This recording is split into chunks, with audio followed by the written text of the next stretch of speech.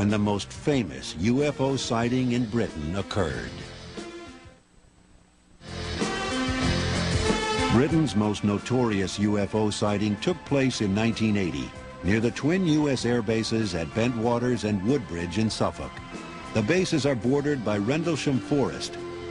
At almost midnight on Christmas Day, U.S. servicemen on duty at one of the perimeter fences reported seeing strange lights deep in the forest. I turned to Sergeant Steffens and I said, well, what exactly is going on? And he pointed over to the tree line in the woods adjacent to the gate. It appeared to be an aircraft that had crashed, had been downed. It was like it was on fire.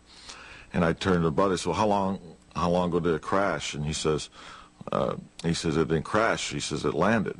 I got permission from security control to go ahead and proceed off base with at least 2 security policemen.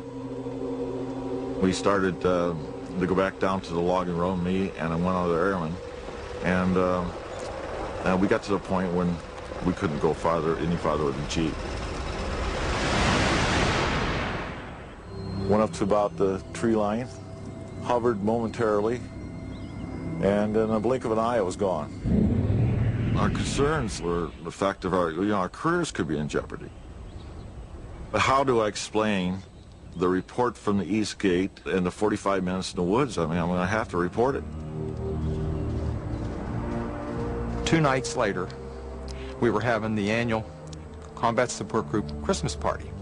We had just finished the main course, and we're getting ready for dessert, and the on-duty flight commander came in, the security policeman, and he was just white as a sheet. And he said, it's back. And we said, what's back? He said, the UFO is back. At that time, I'd pocketed my small microcassette recorder, so I started taking notes, so to speak, on the tape recorder. Looking directly overhead, one can see an opening in the trees, plus some freshly broken pine branches on the ground underneath. Looks like someone came off about 15 to 20 feet up. Some small branches about an inch or less in diameter. We moved forward and came to a spot where the flight lieutenant told me this is where it had landed.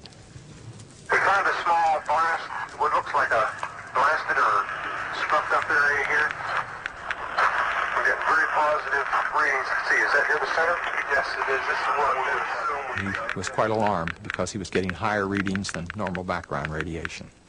That's when I started getting a little bit nervous, and how did I get into this, and what am I doing here? And I noticed off to the side some activity, and the lieutenant started hollering, look over there, and we could see something. Nice, where? Right in this position here, straight ahead, in between the tree. There it is again. Yeah, I see it too. What is it? We don't know, sir.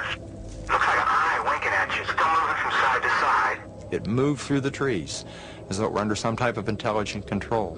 The whole time it appeared to be shedding something like molten metals. Again, it just moved to the right. Yeah, off to the right.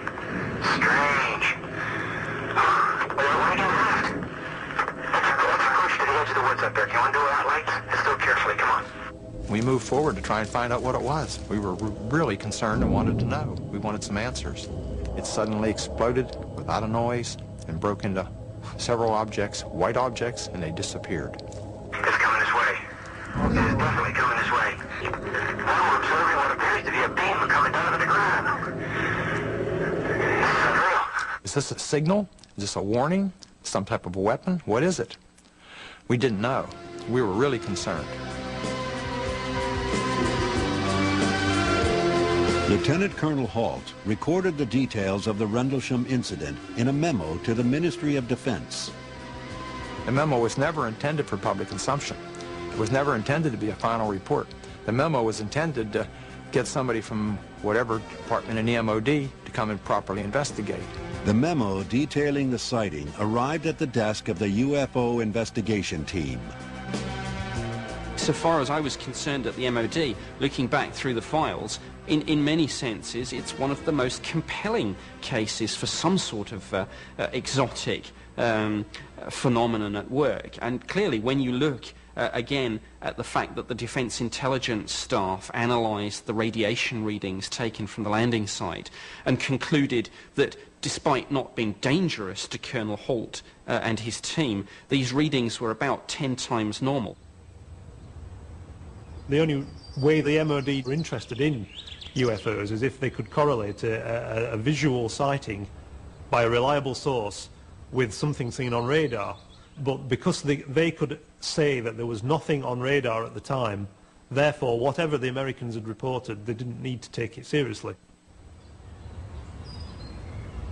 There was no official investigation into the incident, but a few years later, an American journalist obtained a copy of Halt's memo under the USA's Freedom of Information Act, and flying saucers were back on the front pages.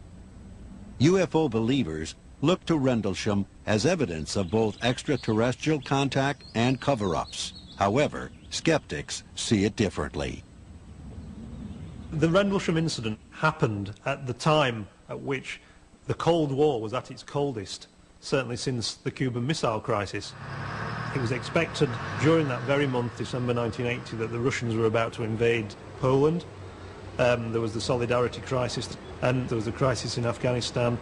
So it's the last time that those kinds of phenomena are actually being officially reported. The end of the Cold War seemed to mark the end for the flying saucers. For decades, they'd frightened, inspired, and entertained. The government had maintained its position of monitoring incidents, filing reports, and avoiding speculation. But in 2000, Britain's X-Files began to see the light of day.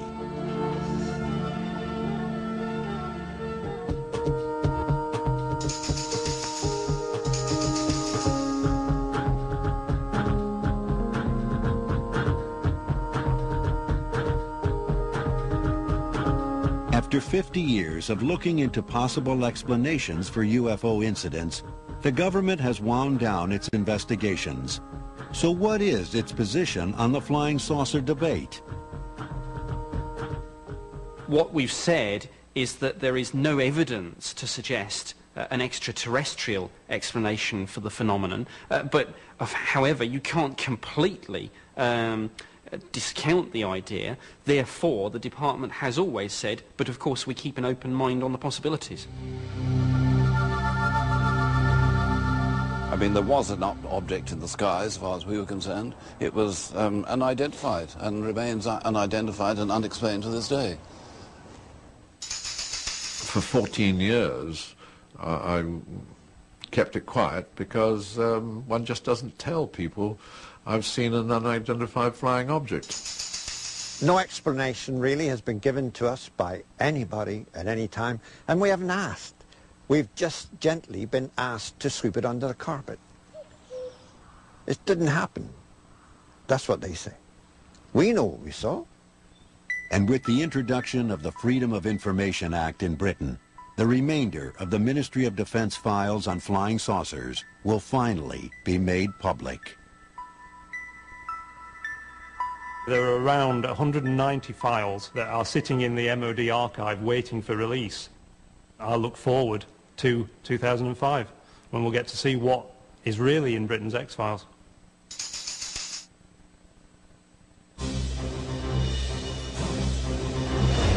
10 riveting films, 10 award-winning filmmakers, one unprecedented event, 10 days that unexpectedly changed America. Sunday night at 9, 8 Central, only on the History Channel.